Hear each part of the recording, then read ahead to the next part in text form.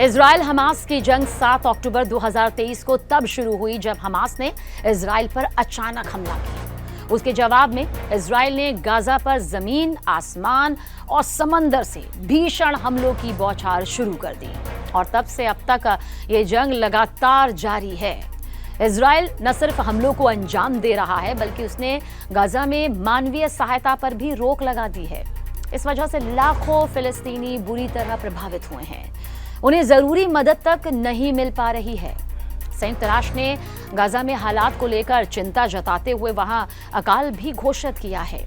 देखिए, आंकड़ों के मुताबिक अब तक भूख और कुपोषण से 281 से ज्यादा लोगों की मौत हो चुकी है, जिनमें 114 बच्चे शामिल हैं।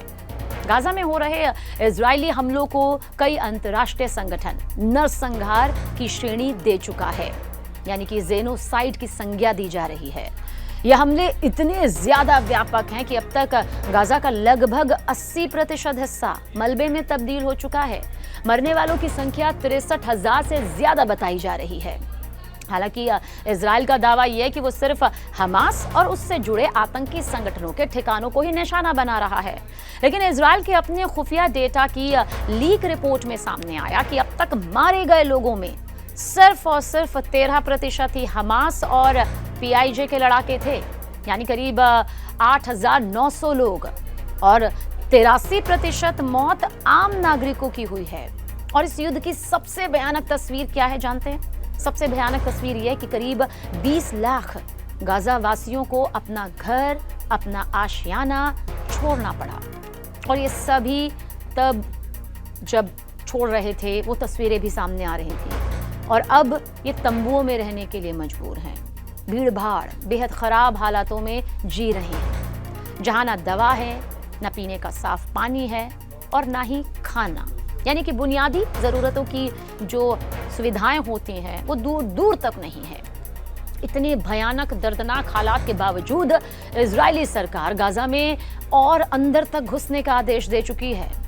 रिपोर्ट्स के मुताबिक इजरायली सेना पहले ही गाजा के लगभग 75% हिस्से पर काबू हासिल कर चुकी है, नियंत्रण कर चुकी है। और इस बीच इजरायल के अंदर भी नाराजगी बहुत ज्यादा बढ़ गई है। कई इजरायली नागरिक सड़कों पर उतर आए हैं और युद्ध विराम की मांग कर रहे हैं। वो चाहते हैं कि अब इस युद्ध को रोक दिया जाए और गाजा में बंदी बनाए गए इजरायली बंधकों को सुरक्षित रिहा किया जाए। उनका कहना है कि अगर हमले इसी तरह से जारी रहे तो बंधकों की जान और भी ज्यादा खतरे पर पड़ सकती है। देखिए, एक और बेहद गंभीर पहलू को समझना यहाँ जरूरी है। ये पहलू है, इस युद्ध में न सिर्फ आम नागरिकों ने अपनी जिंदगी गंवाई, बल्कि पत्रकार, डॉक्टर, राहत कर्मी भी बड़ी संख्या में मारे गए हैं। अब तक 274 से ज्यादा जर्नलिस्ट, पत्रकार, 283 से ज्यादा सहायता कर्मी और वहीं 1580 स्वास्थ्य कर्मी, जिनमें डॉक्टर, नर्स, पैरामेडिकल स्टाफ शामिल हैं। कोई नहीं बचा, सबने जान गंवा दी और इस युद्ध का शिकार बन गए। हालांकि इस युद्ध को रोकने की कई कोशिश भी हो चुकी है। अब तक 2 बार अस्थायी युद्ध विराम हो चुका है। पहला युद्ध विराम नवंबर 2023 में हुआ था, जो 1 हफ्ते तक चला था, महज 1 हफ्ते, 7 दिन, इससे ज्यादा नहीं। उस दौरान हमास ने कुछ इजरायली और विदेशी बंधकों का रिहा किया था, वो तस्वीर भी नजर आई थी, और इजरायल ने बदले में फिलिस्तीनी कैदियों को छोड़ा था। दूसरा युद्ध विराम जनवरी 2025 में हुआ था, जो करीब 60 दिन तक चला। लेकिन हुआ क्या? अप्रैल में इजरायल ने फिर हमले शुरू कर दिए और समझौता धरा का धरा रह गया, टूट गया। अब एक नया युद्ध विराम प्रस्ताव सामने आया है, जिसे मिस्र, कतर और अमेरिका मिलकर लागू करवाने की कोशिश भी कर रहे हैं।